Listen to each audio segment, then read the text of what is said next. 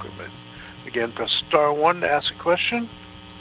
And we'll take our first question from Mike Johnson with PW Insider. Hey, Paul, how are you? You're back to form, Mike. I love it. I do my best. I want to ask you about the UK scene because you guys signed a number of talents that worked the tournament. Since then, those talents have been pulled from appearing on different UK promotions and European promotions, depending on where that material is going to appear, whether it be on the Flow Sports platform or iPay-per-view or whatever. Before the tournament took place, there seems to be this understanding that nobody was going to have any sort of restraints on where they could work, and now you've got a bunch of indie promotions, some of which you guys tried to forge relationships with, all scrambling to reshuffle cards. Can you explain why this happened, maybe why there wasn't a grace period, and where the misunderstanding came from? Because you have a lot of people over there freaking out that you guys are about to basically do the 2017 version of what happened in the 80s where Vince walked in and trounced all the territories. There's a lot of people concerned that you guys are about to start the beginning of the end of the European indie scene. Yeah, so there's a lot of confusion based on that. A lot of the confusion is based on people's refusal to acknowledge the reality of the situation. We signed talent as a part of this UK tournament and are looking forward to doing hopefully what will become a weekly show over there. The talent knew going in what the deal was. They knew what the restrictions were, and they knew what the restrictions weren't. We're not restricting them from working for anybody as long as it's not distributed, as long as there is no distribution outside of the live event. Now, some of these promotions tried to come in after the fact and add a distribution portion or a distribution component to that. Talent didn't sign up for that to start with. They just had that added coming off of the success of what we did or whatever they were working on. That's a change. That's a change in how the talent were being dealt with. Talent have an agreement to go to an event, to compete in a live event, not to do other things, and that's changed. So we're not heavy-handing anybody. We're asking them to approve. We're asking them to work with us, to work with the groups that are, and I was very clear about this when I was over there, we want to work with groups that are cultivating talent, not groups that are just coming in and one-offing talent. So is there a period of time right now where we're allowing guys to work for people? Absolutely. But every single one of these talent knew the deal. They knew the deal going into it.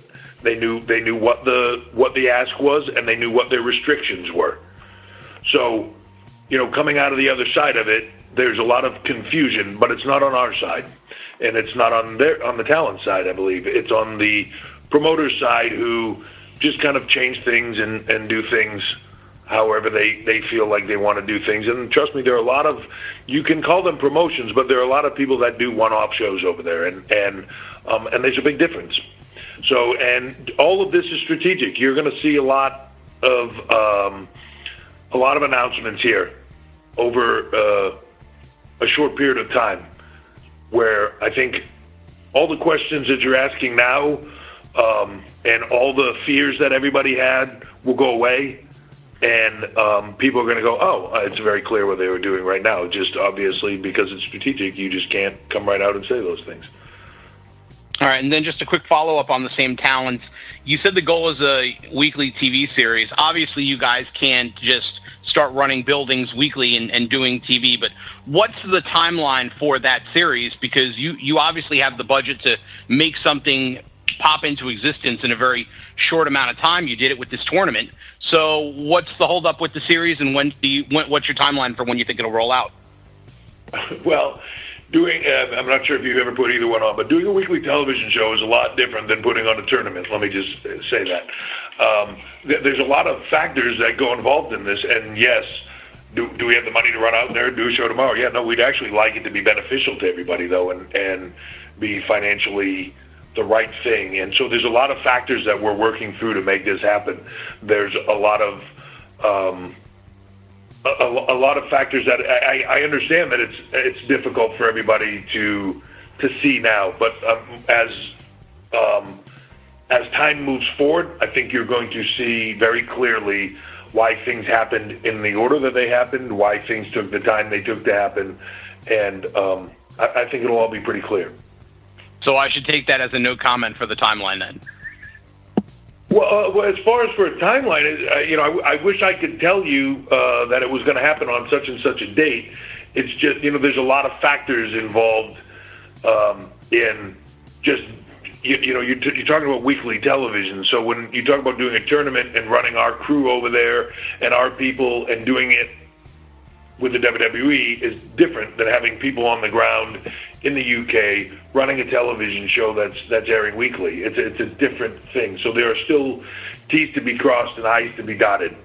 In the meantime, we're going to continue to give exposure and help the careers thrive of the guys that we're working with in the UK. And by the guys, I mean the talent that we're working with in the UK. That is our goal. This is it's going to benefit them as well.